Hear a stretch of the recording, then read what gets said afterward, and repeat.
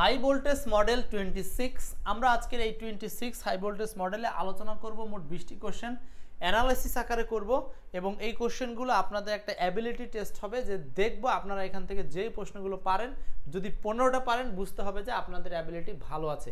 তো চলুন আমরা সরাসরি প্রশ্নে চলে যাই। যদিও প্রশ্নগুলো বেশিরভাগই বিগত সাল কেন্দ্রিক, তারপরেও একটু মিস্টেক অনেকেই করতে পারেন। আসেন আমরা চলে আসি 1 নম্বর প্রশ্নে। 1 নম্বর প্রশ্ন একদম ঝটপট উত্তর করতে হবে। বলছে had I the wings of a bird, মানে আমার যদি একটা পাখির পাখা থাকতো। আহা, পাখির পাখা থাকলে যে কি না করা হইতো বলেন। এখন 1 নম্বর প্রশ্নের উত্তর এমন ভাবে সলভ করব, আমরা একটু সময় নিয়ে হলেও একেবারে পুরো বিশ্লেষণ করে সলভ করব, এখানে কোনো যেন ঘাটতি না থাকে, রাইট? তো বলছে had I the wings of a bird, যদি আমার পাখির ডানা থাকিতো, যদি আমার পাখির ডানা থাকিতো। এই স্ট্রাকচারটা আসলে কোন স্ট্রাকচার থেকে আসছে কে বলতে পারেন? এবং এইটার ব্যাপার স্যাপার কি বুঝতে পারলে বলতে পারবেন। দেখি এটার ব্যাপার স্যাপার কে বুঝেন। কোন রংটা যায় আমাদের সাথে? লালটাই চলবে, গাঢ় লাল না সাদা লাল।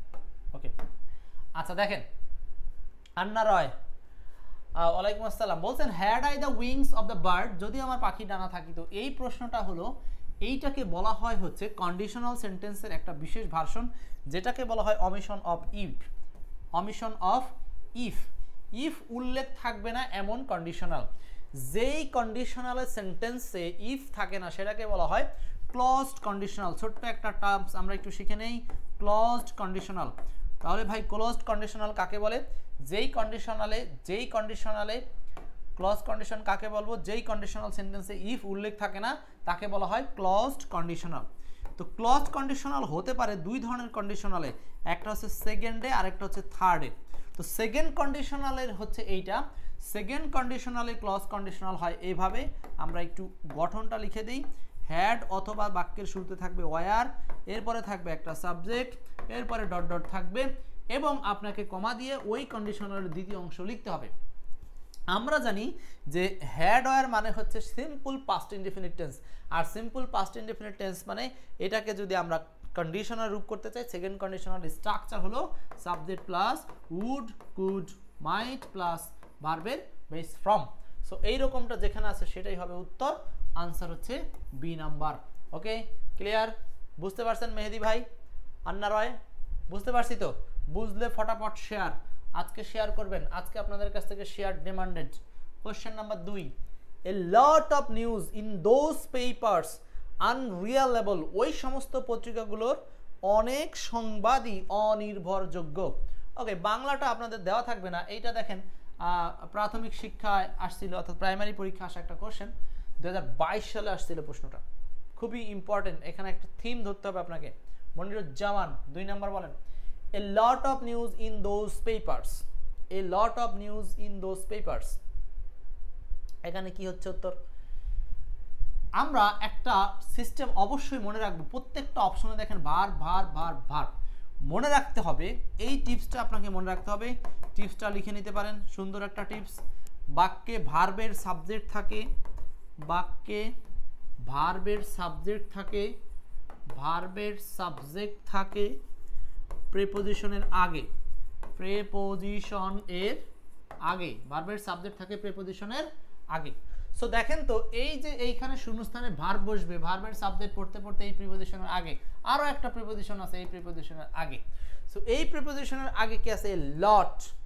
এ লট সেন্টেন্সে সরাসরি সাবজেক্টের ভূমিকায় কাজ করতে পারবে না, সেই ক্ষেত্রে দেখতে হবে এ লট যাকে নির্দেশ করবে সেই অনুযায়ী ভার্ব বসবে। সো এখানে কাকে নির্দেশ করেছে বলেন? নিউজকে। সো আমরা জানি নিউজ হচ্ছে এস থাকা সত্ত্বেও সিঙ্গুলার একটা নাউন, বা যেটাকে আমরা আনকাউন্টেবল বলি। এই নিউজ গুচ্ছের অনেক নাউন আছে, আপনারা দুই একটা নাম বলতে পারবেন? যেমন news, ethics, গ্যালোস, physics, economics, statistics, phonetics, semantics.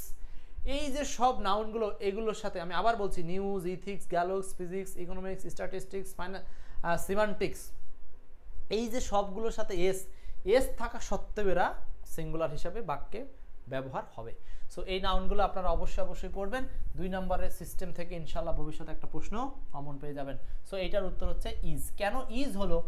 কেন ওয়ার তো প্লুরাল হবে না, আর প্লুরাল হবে না, আর সরাসরি বি ভার্ব হিসাবে ব্যবহার করা যায় না, এখানে ব্যবহার করলে ব্যবহার করতে হতো বিকামস। বিকামস হলে এটা একটা কথা ছিল, ঠিক আছে। সো 2 এর উত্তরটা হচ্ছে সি নাম্বার। ওকে, নেক্সট কোশ্চেনে যাব আমরা। 3 number, rubber is notable for its. Rubber, rubber তো চিনেন নাকি?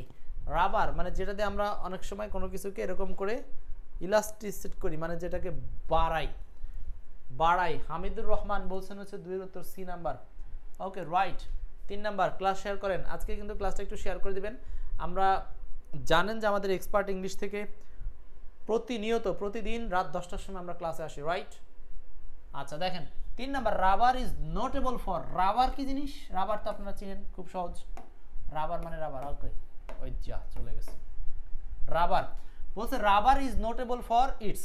রাবার কিসের জন্য রাবার বিখ্যাত? রাবার কি লাইটনেস হালকার জন্য, হেভিনেস ভারের জন্য, ভিসকোসিটি মানে তরলের ঘনত্বের জন্য, ঠিক আছে, নাকি ইলাস্টিসিটি মানে এইটার বর্ধনশীলতার জন্য? ইলাস্টিসিটি মানে হচ্ছে আপনি কোনো জিনিসকে যখন টানলে বলবে, ছেড়ে দিলে জায়গায় ফিরে আসবে, এটার নামই হচ্ছে ইলাস্টিসিটি। কোনো কিছুকে চাপ দিলে দাববে, ছেড়ে দিলে জায়গায় চলে যাবে, এটার নামই হলো ইলাস্টিসিটি। বুঝতে পারছেন? মনিরুজ্জামান, শাহ আলম অনেকদিন পর যুক্ত হয়েছেন। ইলাস্টিসিটি, তাহলে রাবারের মূল বৈশিষ্ট্য কি? ইলাস্টিসিটি। গণবেন কিন্তু আজকে দেখবো আপনারা 20টা প্রশ্নের মধ্যে কার কয়টা হচ্ছে গণে নিন। আপনারা নিজেরা গণবেন, ক্লাস শেষে বলবেন। দেখবো আজকের এই অ্যাবিলিটি টেস্ট আপনাদের অ্যাবিলিটি কি বলে। কোশ্চেন নাম্বার 4 বলছে which one is correct. Correction থেকে এই কোশ্চেনটা দিয়েছি। হ্যাঁ, সময় দিচ্ছি 5 সেকেন্ড। কারেকশনের এই প্রশ্নটা একটু সলভ করি।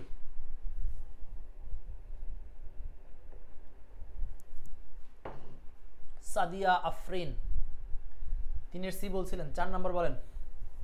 4 নম্বর প্রশ্ন বলছে which one is correct. Which one is correct, কোনটা সঠিক হইবে?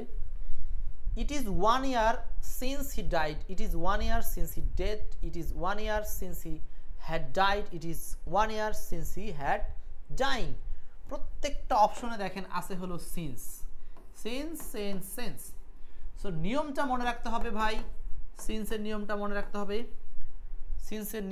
রাখতে হবে। Dear brothers. দেখেন মনে রাখবেন, সিন্সের ক্ষেত্রে প্রথম অংশ যদি প্রেজেন্ট ইনডেফিনিট অথবা অন্য কোনো প্রেজেন্ট হয়,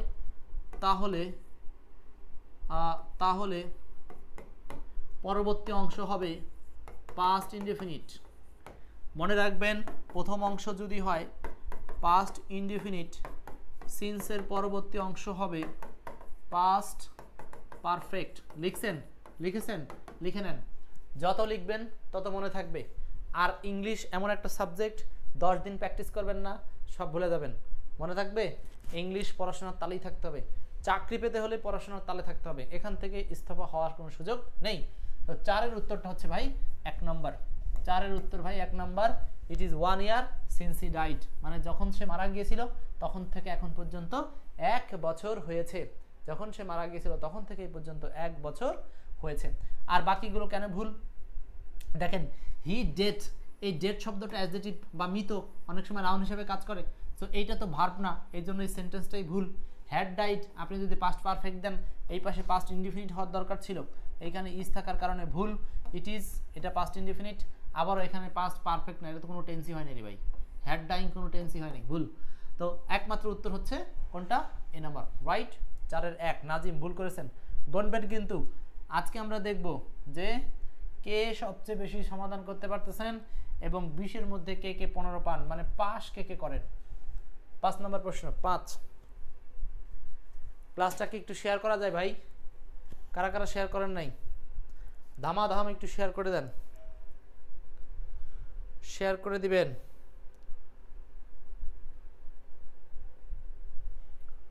বলেন 5 নাম্বার কি উত্তর করতে পারি আমরা? Question number 5। Question number 5।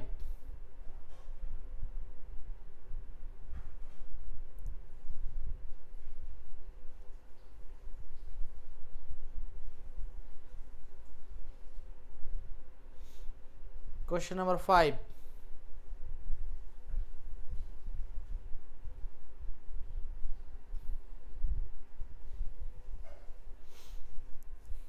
ওকে, দেখেন 5 নাম্বার প্রশ্ন বাসার বলছেন হচ্ছে বি নাম্বার, ওকে 5 নাম্বার বাসার বি বলছেন, আহা ভুল হয়ে গেল কেন? দেখেন মিস্টার বাসার পড়াশোনা কমে যাচ্ছে, আর একটু পড়তে হবে। He told me that he will come tomorrow, এই সেন্টেন্সটা কেন ভুল? চেয়েছে কি ভাই? এখানে শুদ্ধ চেয়েছে, তার মানে বাকিগুলো ভুল আছে, একটা মাত্র শুদ্ধ আছে, একটা মাত্র শুদ্ধ আছে, বাকিগুলো ভুল। She told me that she will come tomorrow, এটাতে ভুল কোথায়? একটা কথা আপনারা চিরস্থায়ী মনে রাখবেন, সেই কথাটা আমি একটু ক্লিয়ার করে দিচ্ছি। কনজাংশন যখন থাকবে, কনজাংশনের আগে যদি কখনো আপনি পাস্ট টেন্স পান, পাস্ট একেবারে এটাকে সিকোয়েন্স অফ টেন্সের রাজা রুলস বলা হয়, অপর পাশেও পাস্ট টেন্স হবে, এই কথাটা আপনি চিরস্থায়ী মনে রাখেন। দুই একটা ব্যতিক্রম আছে, যদি চিরন্তন সত্য কোনো কথা হয় সেটা বাদে, নর্মাল সেন্টেন্সে কনজাংশনের আগে পাস্ট পরেও পাস্ট, কোনো কথা নাই। এইখানে দেখেন টোল্ড আছে পাস্ট টেন্স, তাহলে আপনি কনজাংশন দ্যাটের পরেও পাস্ট টেন্স নেবেন, এখানে উইল হওয়ার কোনো সম্ভাবনা নাই। যদি হয় এখানে উড হতে পারতো কোনো একভাবে। এরপর দেখেন বি নাম্বার ভুল কেন? He went back after we arrive, আপনাদের নিশ্চয়ই মনে আছে আফটারের পূর্বে যদি পাস্ট ইনডিফিনিট হয়, আফটারের পরে হয় পাস্ট পারফেক্ট, আই মিন এটা হওয়ার দরকার ছিল হ্যাড অ্যারাইভ।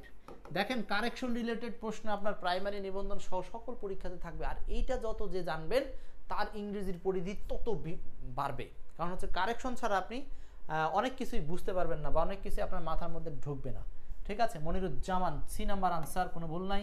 ডি নাম্বার ভুল, my son is ill at all this week, এইখানে ভুল কোথায় ভাই? যখন কোনো সেন্টেন্সে সময়বাচক শব্দ উল্লেখ থাকবে এবং ওই সময় ধরে কোনো একটা কাজ হয়ে আসছে, তার মানে সে অসুস্থ, এইখানে ব্যবহার করতে হবে হচ্ছে ইজ না দিয়ে হ্যাজ বিন দিলে সেন্টেন্সটা কারেক্ট ছিল, বুঝাইতে পারছি? তার মানে ডি নাম্বারও ভুল। D number, my son has been ill all this week, সারা সপ্তাহব্যাপী সে কি অসুস্থ হয়েছে, বুঝতে পারছি? তাহলে এখানে সেন্টেন্স আনসার হচ্ছে একমাত্র উত্তর সি নাম্বার। ওকে, যাব পরের প্রশ্নে। পরের প্রশ্নে যাব 6। চলছে হাই ভোল্টেজ মডেল 26 এর আলোচনা। 26 কোনটি সঠিক বাক্য? He asked me did I pass, he asked me if I passed, he asked me if I had passed, he asked me if I have passed. কি হতে পারে? কি হতে পারে এটার আনসার?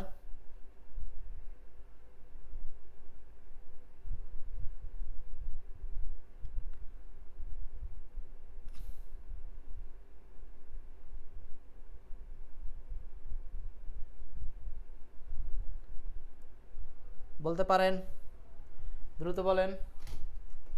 বাসার 6 সি, আও 6 নাম্বার হলো রাইট। 6 নম্বর প্রশ্নটা আমরা এর আগেও কোনো একটা ক্লাসে সলভ করেছি। হি আস্কড মি, একটু আগে আমরা বললাম না যে কনজাংশনের আগে পাস্ট তো পরে পাস্ট, সো ওই যে একটা রুলসে আপনি অনেক জায়গায় কাজে লাগাতে পারবেন, বুঝছেন?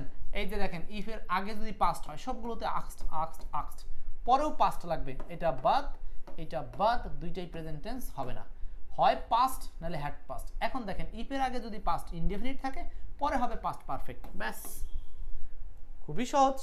কনজাংশনের আগে পাস্ট ইনডিফিনিট, পরে হয় পাস্ট পারফেক্ট, অধিকাংশ সেন্টেন্সে আপনার এই রুলসটা কাজ করবে। ঠিক আছে, উত্তর হচ্ছে সি নাম্বার। নেক্সট দেখেন, যেগুলো পারবো আমরা সেগুলো থেকে আগাবো। 7 নম্বর বলছে কোন বাক্যটি শুদ্ধ? আবারও কোন বাক্যটি শুদ্ধ, কোন বাক্যটি কারেক্ট? কারেকশনের মতো প্রশ্নটা বলছে, সে কি তোমার কাছ থেকে বিদায় নিয়েছিল?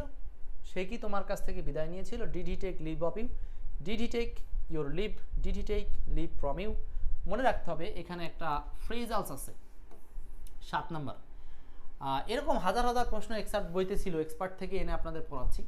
Did he take leave of you, মনে রাখবেন take leave of someone, take leave of someone. যদি এরকম থাকে সামবডি বা সামওয়ান যেটাই বলেন, take leave on, take leave of হয়, তার মানে হচ্ছে কারোর কাছ থেকে বিদায় নেওয়া অর্থে আমরা যেটা ব্যবহার করতে পারি সেটা হচ্ছে টেক লিভ অফ। কারোর কাছ থেকে বিদায় নেওয়ার অর্থে আমরা ব্যবহার করব টেক লিভ অফ। সো উত্তরটা হচ্ছে 1 নম্বর, আর কিছু না, এটা হচ্ছে জাস্ট আপনাকে ফ্রেজালটা মনে রাখতে হবে। টেক লিভ অফ হয়, টেক লিভ ফ্রমও হয় না, ও ডাবল এফ হয় না। 8 নম্বর প্রশ্ন। 8, the government gave dance the demands of the people. Okay, দেখি এটা পারেন কে? হামিদুর রহমান, মনিরুজ্জামান, সুমাইয়া। অনেক কষ্ট করে আপনাদের জন্য এই হাই ভোল্টেজ মডেলগুলোর প্রশ্নগুলো আমি সাজাই। হাই ভোল্টেজ মডেল তৈরি করা খুব কষ্ট, একেবারে বাছাই করে করে সব বাক্যগুলো আনতে হয়। সাদ্দাম 7 বলে দিয়েছে উত্তর, 8 কি হবে? দ্য গভর্নমেন্ট গেভ, সরকার দিয়েছিল, দ্য ডিমান্ডস অফ দ্য পিপুল, কি? এটা অ্যান্সার হবে হলো, মনে রাখবেন এখানে একটা ফ্রেজ আপনাদের মনে রাখা দিচ্ছি, গেভ ইন মানে বশ্যতা স্বীকার করেছিল বা মেনে নিয়েছিল, টু, দুইটা কিন্তু সেপারেট ওয়ার্ড দেখেন, ঠিক আছে, দুইটা কিন্তু সেপারেট ওয়ার্ড, সাউন্ড কম মনে হচ্ছে নাকি? ওকে, দেখেন দুইটা এখানে সেপারেট ওয়ার্ড, দুইটা আলাদা ওয়ার্ড আছে।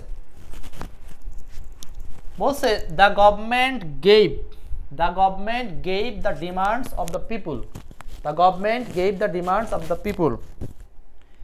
এখানে গেভ বা গিভ ইনটু মানে হচ্ছে ধরেন কোনো কিছু কেউ একবার বললো যে আমি এটা এখন করে দিব না, নতি স্বীকার করতেছে না, কিন্তু বিভিন্ন চাপের মুখে ফাইনালি যখন সেটা নতি স্বীকার করে, এই সময় এই শব্দটা ব্যবহার করা হয়, গেভ বা গিভ ইন টু।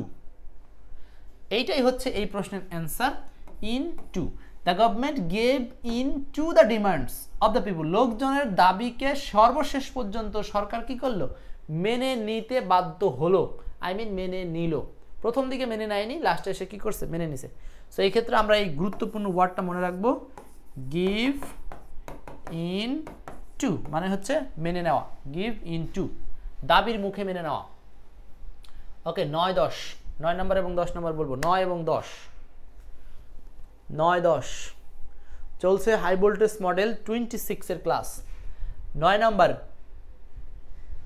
এনবি শব্দের অর্থ নোটাবিনি, এটা ঠিক আছে, কিন্তু কোনো অপশনে দেখেন নোটাবিনি নাই, তো নোটাবিনি নেই, সেই অর্থে আমরা আবার এখান থেকে একটা চুজ করতে পারি। মানে হলো নোটাবিনি কথাটার মানে কি? নোট ওয়েল মানে হচ্ছে আপনি সুন্দর করে লিখে নেন, বা এইটা হলো বিশেষ দৃষ্টি দেন, এখানে এইরকম অর্থ দিয়ে থাকে নোটাবিনি। সো এটা হবে নোট ওয়েল, ভালোভাবে লিখে নেন। আরেকটা হচ্ছে টেক নোটিস, মানে আপনি এখানে লক্ষ্য করুন বা লক্ষ্য রাখুন। সো এই দুইটা হচ্ছে সিনোনিম, তো আপনি এইটাকে সিনোনিম আকারে চেয়েছি। এটা 38 বিসিএস আসা একটা প্রশ্ন। 10 নম্বর বলছে what is the synonym for deluded, deluded শব্দের সিনোনিম কি? শব্দটা প্রচুর আসে বিভিন্ন পরীক্ষাতে, এটা 12তম বিসিএস সহ অন্যান্য পরীক্ষায় আসা একটা প্রশ্ন। এইটা মনে রাখার জন্য আমরা একটা টিপস ব্যবহার করতে পারি। টিপসটা হলো সেন্টেন্স মেকিং টিপস। আমরা বলবো don't be deluded by fake promise, মানে হচ্ছে মিথ্যা প্রমিস দ্বারা তুমি কি প্রতারিত হইও না। সো ডিলিউড কথাটার মানে হচ্ছে প্রতারিত হওয়া, ডিলিউড মানে প্রতারিত হওয়া। সো 10-এর উত্তরটা হচ্ছে ডিসিভ। ডিসিভ বানানটা বিভিন্ন পরীক্ষায় আসে, আমরা একটু বানানটা একটু লিখে রাখবো অনেকেই, DECEIVE, আবার বলছি DECEIVE, ডিসিভ। ডিসিভ মানে কি? প্রতারণা। তাহলে আমরা মনে রাখতে পারি কি ডিসিভ ডিলিউড, ডিসিভ ডিলিউড মানে প্রতারণা। শব্দগুলো আপনারা বারবার রিভাইজ দেওয়ার চেষ্টা করবেন। ওকে, তাহলে 9 নম্বর হলো নোট ওয়েল অথবা টেক নোটিস, দুইটাই সঠিক, মানে উত্তর হলো 4 নম্বর। 10 নম্বর অ্যান্সার হচ্ছে এখানে ডিলিউড মানে প্রতারণা, মানে ডিসিভ। ডিসিভ মনে রাখার জন্য আপনারা এই সেন্টেন্স দিয়ে এভাবে সেন্টেন্স আকারে মনে রাখার চেষ্টা করবেন। 11, সিলেক্ট দ্য কারেক্ট স্পেলিং, বাসস্থান। এটা যে কতবার আসছে, এটা আমি বিভিন্ন পরীক্ষা দেওয়ার সময় দেখছি। এটা আমারও একটা সময় ভুল হয়ে গেছিলো। পরীক্ষার হলে হয় কি যে আপনার জানা জিনিসগুলো আপনাকে সব সাবজেক্ট একসাথে পরীক্ষা আসে, তো একটা কনফিউশন কাজ করে। সো অ্যাকমোডেশন, এটাকে আমরা একটা নিমোনিক দিয়ে মনে রাখতে পারি, অ্যাকমোডেশন,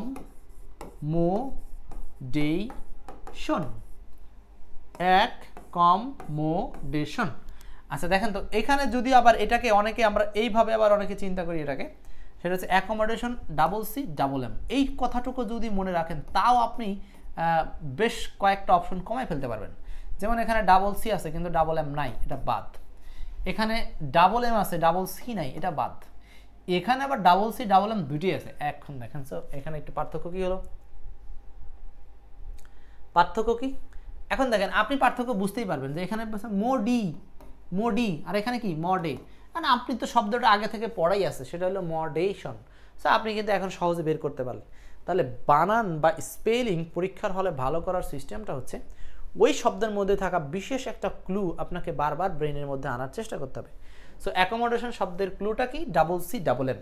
টিপসটা কি ভাই? অ্যানালাইসিসটা কি? CCM। আপনি এনশিওর করবেন কোনটাতে ডাবল সি ডাবল এম আছে, তখন আপনি সেইটার মধ্যে একটু ঘাটাঘাটি করলে উত্তর হয়ে যাবে। নেক্সট, কোনো সমস্যা নাই। তাহলে এখানে অ্যাকমোডেশন। 12, the letter to a friend ends with. দেখেন আগে প্রশ্নটা বুঝেন কিনা আপনারা, এটা প্রশ্নটা কি চেয়েছে।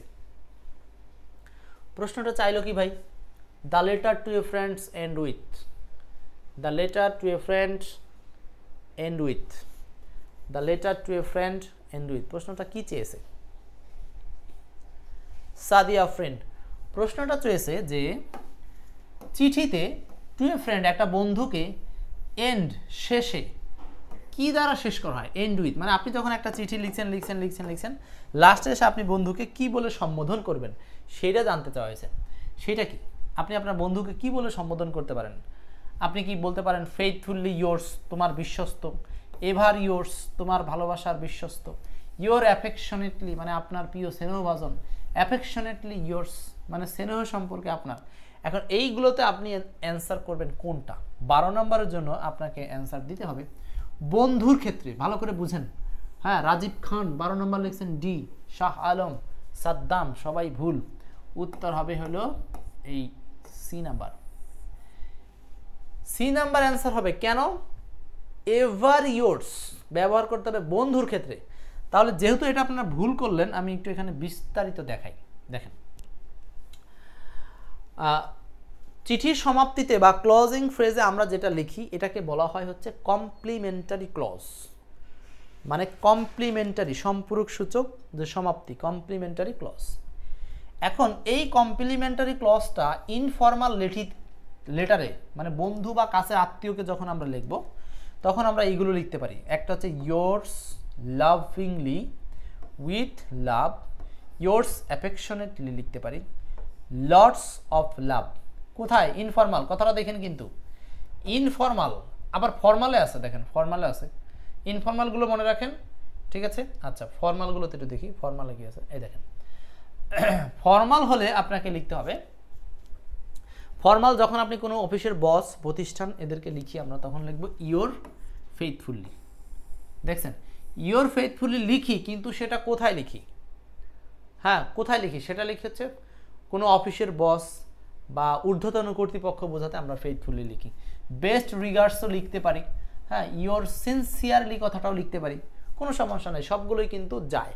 কিন্তু বন্ধুর ক্ষেত্রে আমরা লিখবো হচ্ছে এভার ইয়োর্স, এভার ইয়োর্স।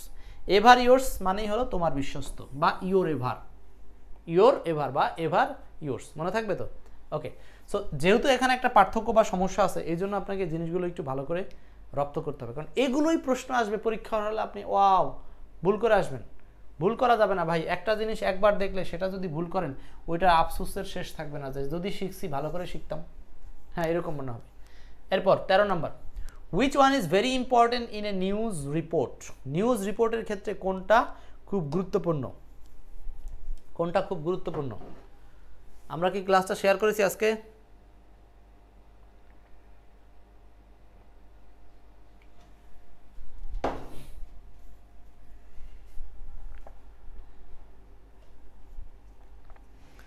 তেরো নম্বর,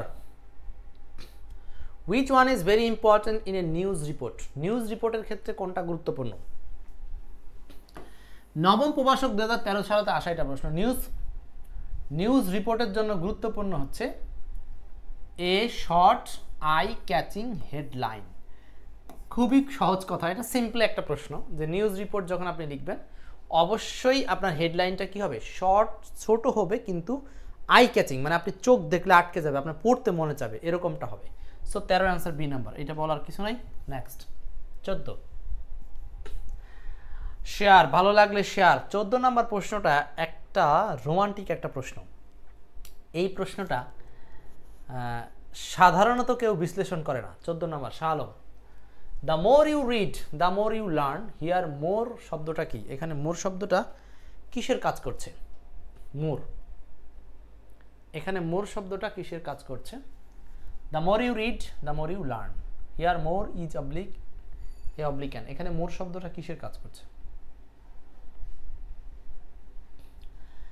আচ্ছা, মনে রাখবেন এখানে আমরা জানি যে সাধারণত যেগুলো কম্পারেটিভ ওয়ার্ড হয়, যেমন মোর আসছে কোথা থেকে, মেনি থেকে না।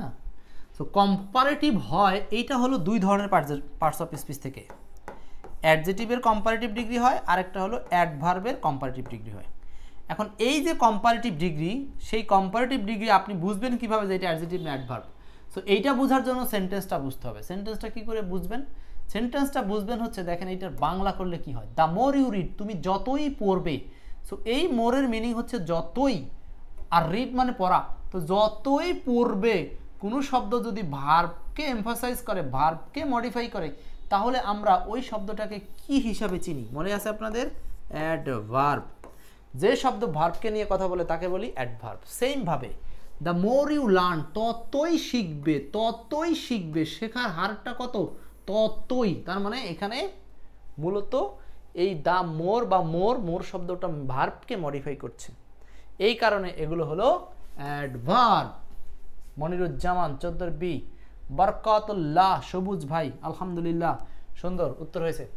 কি আপনাদের কি 15টার বেশি হয়ে যাচ্ছে নাকি অ্যান্সার? আজকে কিন্তু আমরা টেস্ট করছি, আজকের অ্যাবিলিটি টেস্ট পুরো মডেলে কার কয়টা হচ্ছে। 15 নাম্বার, 15। এইরকম সুন্দর সুন্দর অ্যাবিলিটি টেস্ট করার জন্য আপনারা অবশ্যই সাহায্য নিতে পারেন এক্সপার্ট ইংলিশ বইয়ের। হি had written the book before he. আচ্ছা, এটা পারার কথা আপনাদের, দেখি কে কে বলতে পারেন। বলছে he had written the book, সে বইটা লিখেছিল। এই যে বিফোর, বেচারা বিফোর, বিফোরের আগে আমরা জানি হলো পাস্ট পারফেক্ট টেন্স হয়, তো হয়েছেও সেটা।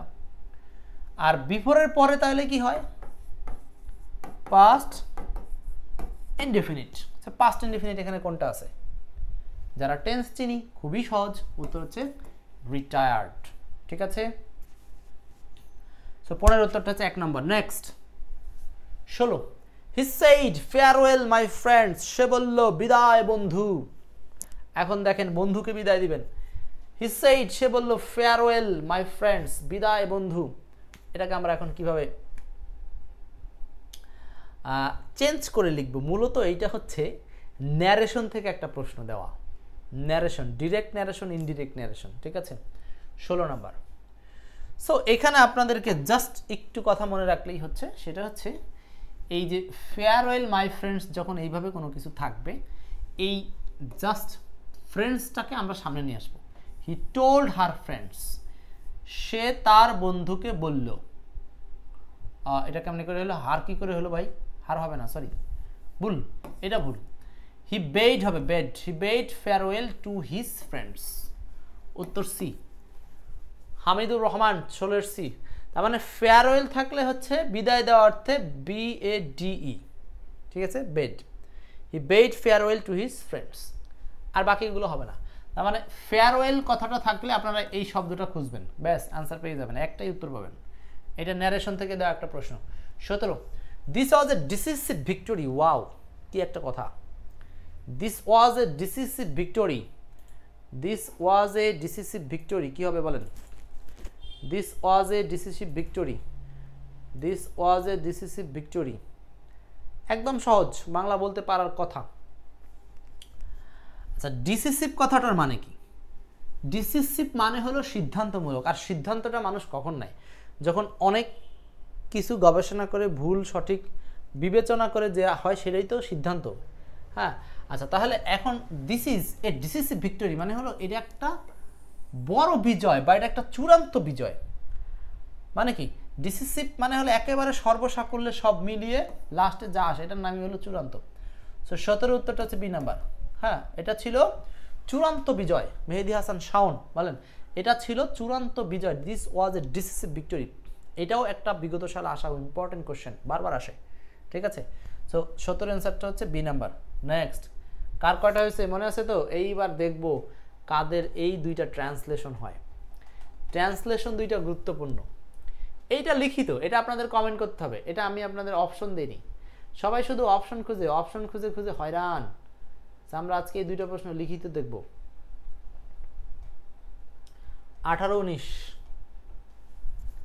নাজিম সাদ্দাম, এখানে আমাদের বেশিক্ষণ থাকা উচিত নয়, এখানে আমাদের বেশিক্ষণ থাকা উচিত নয়। এটা কি ইংলিশ হবে? আচ্ছা, আমরা যখন ট্রান্সলেশন করি আপনাদেরকে খুব শীঘ্রই 9 কোড অফ ট্রান্সলেশন বইটা উপহার দেবো ইনশাল্লাহ। 9 কোড অফ ট্রান্সলেশন আসিতেছে, বাংলাদেশের শ্রেষ্ঠ ট্রান্সলেশনের বই, টিপস অ্যান্ড প্র্যাকটিসে ভরা 9 কোড অফ ট্রান্সলেশন।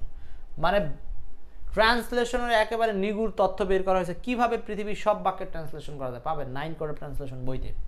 আচ্ছা, তাহলে সেখানে আমরা কোড তৈরি করেছি, subject, finite verb, non finite verb, object, complement, manner, place, time, reason, এরকমভাবে।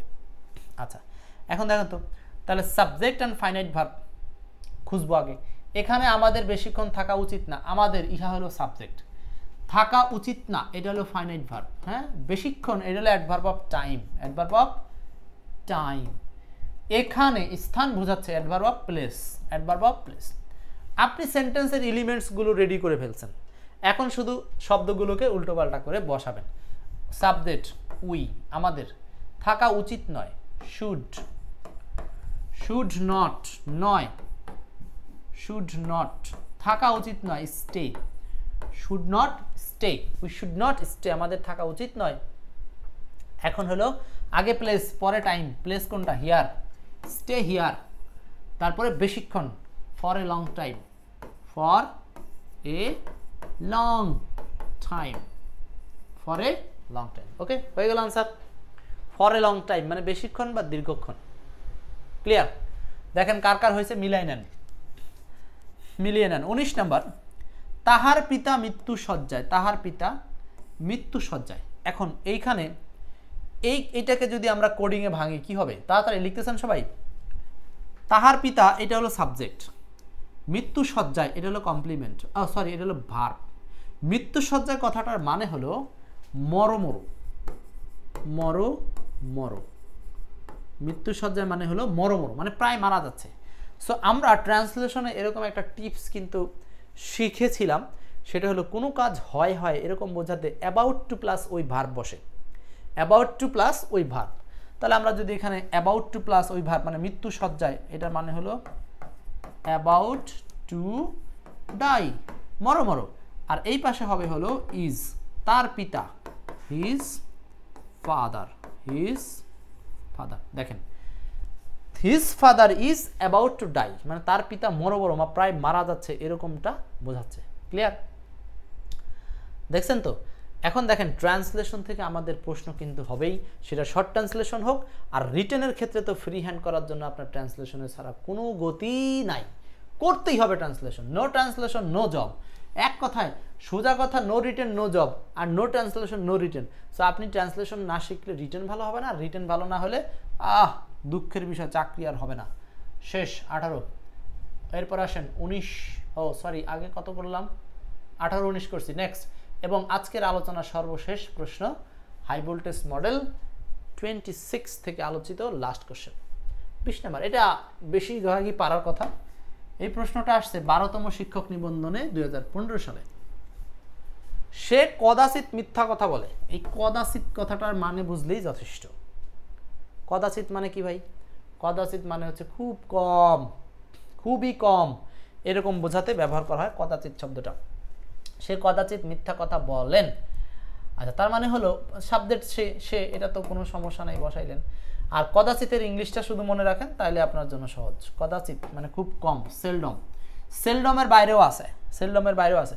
নেভার মানে হচ্ছে কখনোই না, হ্যাঁ। আর সেলডম মানে মাঝে মাঝে হয়, কদাচিৎ এরকমটা। তাহলে হি সেলডম টেলস এ লাই মানে সে কদাচিৎ মিথ্যা কথা বলে। উত্তরটা হচ্ছে সি নাম্বার, 20-এর উত্তর সি। এটা আর আমার বলার অপেক্ষা ছিল না, তাও আপনারা পারবেন পারবেন পারবেন। সবুজ। লাস্ট কোশ্চেন সবাই সলভ করবেন, শেষ কোশ্চেন সবাই উত্তর দিবেন। এই ছিল আপনাদের সাথে হাই ভোল্টেজ মডেল 26। এখন দেখেন এই 26তম হাই ভোল্টেজ মডেলে এসে যারা 20টার মধ্যে 15টা পেরেছেন, নিঃসন্দেহে আপনার প্রস্তুতির একটা জায়গা আছে। যারা 15-র চেয়ে 1 কম পেয়েছেন তাদের প্রস্তুতিতে ঘাটতি আছে। যারা 18 পেয়েছেন তাদের প্রস্তুতি ভালো আছে। বুঝাইতে পারছি? সো এইগুলো বিগত সালের কোশ্চেনগুলো বিশ্লেষণ করে দেখালাম। এই বিশ্লেষণ সহ পড়েন। আপনার যদি আরও অনেক বেশি এমসিকিউ বা এই ধরনের প্রশ্ন জানতে চান, পড়তে চান, তাহলে এক্সপার্ট ইংলিশের সাপোর্ট নেন। সব মিলিয়ে শুভকামনা থাকলো, দেখা হবে পরবর্তী ক্লাসে।